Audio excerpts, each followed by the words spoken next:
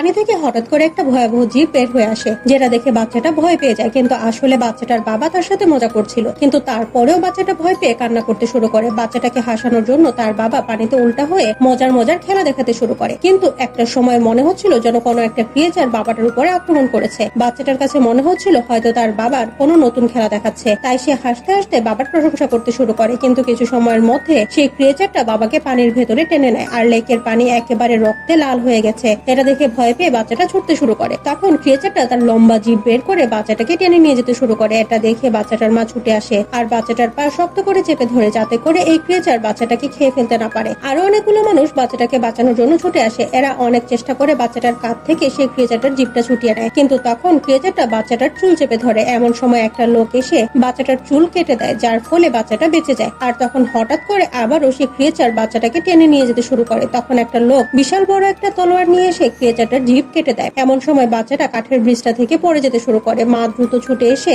বাচ্চাটাকে চেপে ধরে, কিন্তু মা বাচ্চাটাকে উপরে টেনে তোলার আগেই পানি থেকে সেই ক্রিয়েচারটা বের হয়ে এসে মুখ খুলে বাচ্চাটাকে খেয়ে ফেলে। মা তার বাচ্চাকে বাঁচানোর জন্য একটা তলোয়ার নিয়ে পানিতে লাফ দেয়।